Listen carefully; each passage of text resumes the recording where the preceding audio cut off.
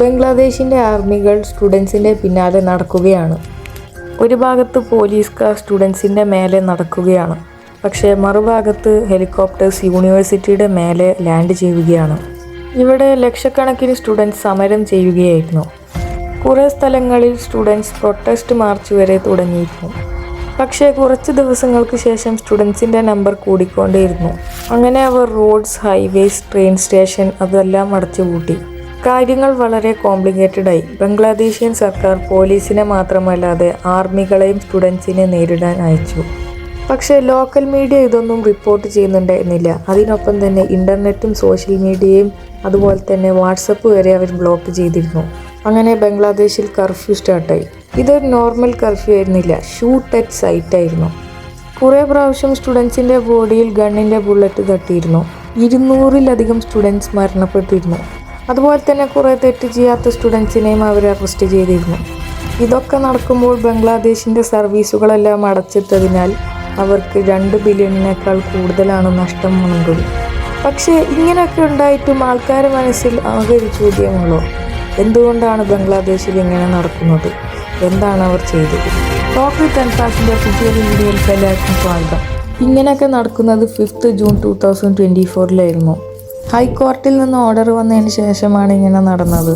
ആ ഓർഡർ ബംഗ്ലാദേശിൽ സിവിൽ സർവീസിന് ക്വാട്ട സിസ്റ്റം നൽകാനായിരുന്നു.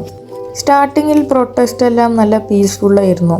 പക്ഷേ ഈദിൻ്റെ ഹോളിഡേയ്സ് വരുന്നുണ്ടായിരുന്നു. അതിനാൽ അവർ പ്രൊട്ടസ്റ്റ് ഡിലേ ആക്കി.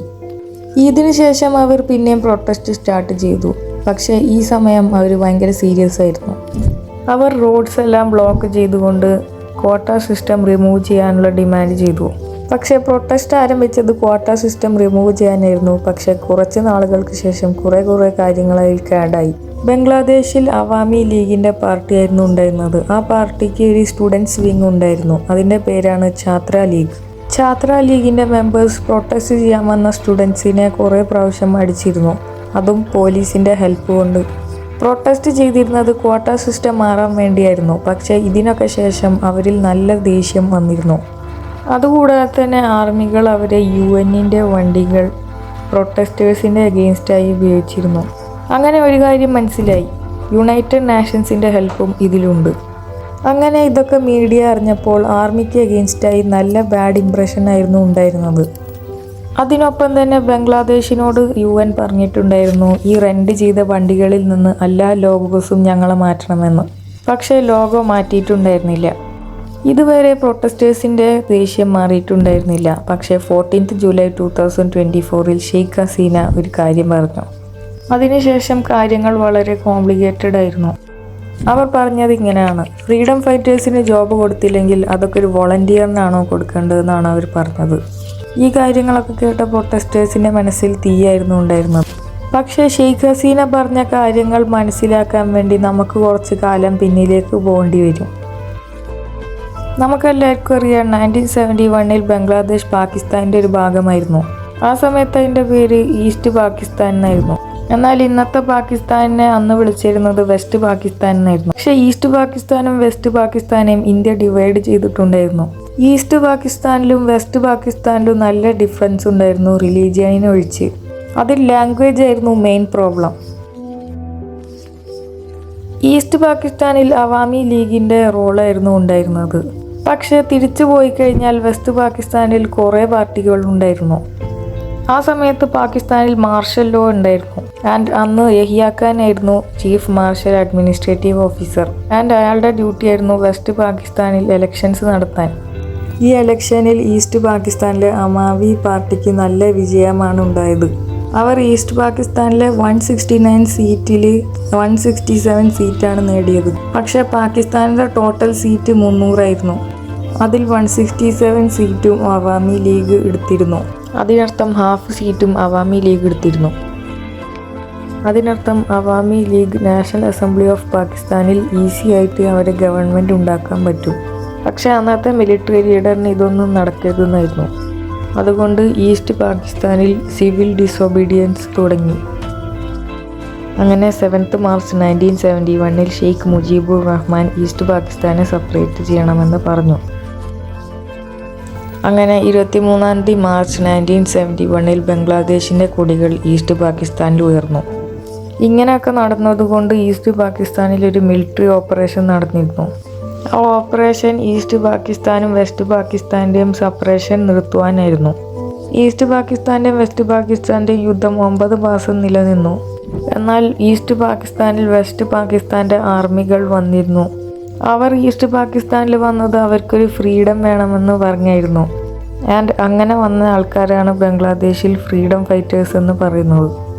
ഇതിൽ വെസ്റ്റ് പാകിസ്ഥാനെ സപ്പോർട്ട് ചെയ്യുന്നവരെയാണ് റസാക്കർ അല്ലെങ്കിൽ വോളണ്ടിയേഴ്സ് എന്ന് പറയുന്നത്. ഈ യുദ്ധത്തിൻ്റെ അവസാന 2 ആഴ്ചയിൽ ഇന്ത്യയുടെ സപ്പോർട്ടും ബംഗ്ലാദേശിന് ലഭിച്ചു. അങ്ങനെ ഈസ്റ്റ് പാകിസ്ഥാൻ വെസ്റ്റ് പാകിസ്ഥാനിൽ നിന്ന് സെപ്പറേറ്റായി ബംഗ്ലാദേശായി. എന്നാൽ ഫ്രീഡം ഫൈറ്റേഴ്സിൻ്റെ ഹെൽപ്പ് കൊണ്ടാണ് അവർ ബംഗ്ലാദേശ് ആയത്. അവിടെ ഇപ്പോൾ ഷെയ്ഖ് മുജീബുർ റഹ്മാനാണ് പ്രസിഡൻറ്റ്. അപ്പോൾ ഷെയ്ഖ് മുജീബുർ റഹ്മാൻ പറഞ്ഞു ഫ്രീഡം ഫൈറ്റേഴ്സിന് 30% ക്വാട്ട ലഭിക്കുമെന്ന്. അങ്ങനെ 1997 ലിബറേഷൻ വാറിന് ശേഷം ബംഗ്ലാദേശിൽ സിവിൽ സർവീസസിലെ ഫ്രീഡം ഫൈറ്റേഴ്സിൻ്റെ റിക്രൂട്ട്മെൻറ്റ് കുറഞ്ഞു. അതിനാൽ ഈ ക്വാട്ട ബംഗ്ലാദേശിയൻ ഗവൺമെൻറ് ഫ്രീഡം ഫൈറ്റേഴ്സിന് മാത്രമല്ലാതെ അവരെ കുട്ടികൾക്കും വേണ്ടിയാക്കി. അങ്ങനെ 2010 അവരെ പേരക്കുട്ടികൾക്ക് വേണ്ടിയും ക്വാട്ട ആക്കിയിരുന്നു. പക്ഷേ ഇങ്ങനെയൊക്കെ ചെയ്തിട്ടും 10% ഫ്രീഡം ഫൈറ്റേഴ്സിന് അവരെ ക്വാട്ട കിട്ടുന്നുണ്ട്. പക്ഷേ ബാക്കിയെല്ലാതും വേസ്റ്റായി പോവുകയായിരുന്നു. എന്നാൽ ബംഗ്ലാദേശിൽ പഠിക്കുന്ന എല്ലാ സിവിൽ സർവീസ് കുട്ടികൾക്കും 44% ക്വാട്ട ലഭിക്കുമെന്ന് പറഞ്ഞിട്ടുണ്ടായിരുന്നു. അത് പിന്നെ കുറഞ്ഞുകൊണ്ടിരുന്നു. അത് കുട്ടികൾക്ക് വളരെ മോശമായി തോന്നിയിരുന്നു. അവരിത്ര പണിയെടുത്തിട്ട് അവർക്ക് 44% പോലും അവർക്ക് കിട്ടുന്നില്ല. പക്ഷേ മറുഭാഗത്ത് നോക്കിക്കഴിഞ്ഞാൽ ഫ്രീഡം ഫൈറ്റേഴ്സിൻ്റെ കുട്ടികൾക്ക് പെട്ടെന്ന് തന്നെ ഗവൺമെൻറ് ജോബ് ലഭിക്കുമായിരുന്നു. അങ്ങനെ 8 മാർച്ച് 2018 ക്വാട്ടയ്ക്ക് അഗെയിൻസ്റ്റായി പെറ്റീഷൻ ഫയൽ ചെയ്തു. അത് കോർട്ട് റിജക്റ്റ് ചെയ്യുകയും ചെയ്തു. അങ്ങനെ ആ സമയത്ത് ഷെയ്ഖ് ഹസീന പറഞ്ഞിരുന്നു ഫ്രീഡം ഫൈറ്റേഴ്സിൻ്റെ പേഴ്സണൽ ലൈഫിന് വേണ്ടിയാണ് ക്വാട്ട എന്ന്. അതിനുശേഷം കുട്ടികൾ പ്രൊട്ടസ്റ്റ് പിന്നെയും തുടങ്ങി. അവർ പറഞ്ഞത് ഇങ്ങനെയായിരുന്നു: ഫ്രീഡം ഫൈറ്റേഴ്സിൻ്റെ ബാലൻസ് വരുന്ന ക്വാട്ട ഞങ്ങൾക്ക് തരണം, അല്ലെങ്കിൽ ഫ്രീഡം ഫൈറ്റേഴ്സിൻ്റെ ക്വാട്ട കുറക്കണം. അങ്ങനെ ഇതൊക്കെ കേട്ടുകൊണ്ട് പ്രൈം മിനിസ്റ്റർ ഒരു ആക്ഷൻ എടുത്തു. അവർ ബംഗ്ലാദേശിലെ ക്വാട്ട സിസ്റ്റം തന്നെ റിമൂവ് ചെയ്തു. കുറച്ച് കൊല്ലങ്ങൾ വരെ ഭയങ്കര സൈലൻ്റ് ആയിരുന്നു ആ കാര്യം. പക്ഷേ 5 ജൂൺ 2024 ഹൈക്കോർട്ട് ഒരു തീരുമാനമെടുത്തു. ഷെയ്ഖ് ഹസീനയുടെ ഓർഡർ റിജക്റ്റ് ചെയ്തുകൊണ്ട് ക്വാട്ട സിസ്റ്റം തിരിച്ചു കൊണ്ടുവരണം. അങ്ങനെ ഇവിടെ മുതൽ പിന്നെയും പ്രൊട്ടസ്റ്റ് ആരംഭിച്ചു. അങ്ങനെ കാര്യങ്ങൾ വളരെ കൂടിയപ്പോൾ സുപ്രീം കോർട്ട് ഓഫ് ബംഗ്ലാദേശ് ഒരു കാര്യം തീരുമാനിച്ചു. സുപ്രീം കോർട്ട് ഓഫ് ബംഗ്ലാദേശ് പറഞ്ഞത് 93% ഓഫ് ക്വാട്ട മെറിറ്റ്സിന് കൊടുക്കുമെന്നാണ്. അത് മുമ്പ് 44% ഉണ്ടായിരുന്നുള്ളൂ. ബാക്കിയുള്ള പെർസെൻറ്റേജ് മാത്രമായിരുന്നു ഫ്രീഡം ഫൈറ്റേഴ്സിനുള്ളത്. അങ്ങനെ 5% ഫ്രീഡം ഫൈറ്റേഴ്സിനും 1% മൈനോറിറ്റീസിനും 1% ഡിസേബിൾഡ് പീപ്പിൾസിനും. അങ്ങനെ സ്റ്റുഡൻസ് അവരെ പ്രൊട്ടസ്റ്റ് നിർത്താൻ തീരുമാനിച്ചു. പക്ഷേ ഒരു കണ്ടീഷൻ ഉണ്ടായിരുന്നു: അവരെ ഫ്രണ്ട്സുകളെ ജയിലിൽ നിന്ന് തുറന്നു വിടണം. പിന്നെ അവിടുത്തെ ഗവൺമെൻറ് ഒഫീഷ്യൽസ് റിസൈൻ ചെയ്യാനും അവർ പറഞ്ഞു. പക്ഷേ ഇപ്പോഴും അവരെ ഡിമാൻഡുകൾ പൂർത്തീകരിച്ചിട്ടില്ല. പക്ഷേ ഗവൺമെൻറ് വിചാരിക്കുന്നത് സിറ്റുവേഷൻ ഇപ്പോഴും നല്ല കൺട്രോളിലാണെന്നാണ്. പക്ഷേ സോഷ്യൽ മീഡിയ വഴി അവർക്ക് ഇനിയും പ്രശ്നങ്ങൾ ഉണ്ടാവാൻ സാധ്യതയുണ്ട്. നിങ്ങൾക്ക് ഈ വീഡിയോനെ കുറിച്ചുള്ള അഭിപ്രായങ്ങൾ നിങ്ങൾ കമൻറ്റ് ചെയ്യുക. ടോക്ക് വിത്ത് എൻഫാസിൻ്റെ ഒരു പുതിയൊരു വീഡിയോ നിങ്ങൾക്ക് ഇഷ്ടപ്പെട്ടു എന്ന് വിശ്വസിക്കുന്നു. ഇഷ്ടപ്പെട്ടാൽ ലൈക്ക്, ഷെയർ, സബ്സ്ക്രൈബ് ചെയ്യാൻ മറക്കരുത്. Peace out.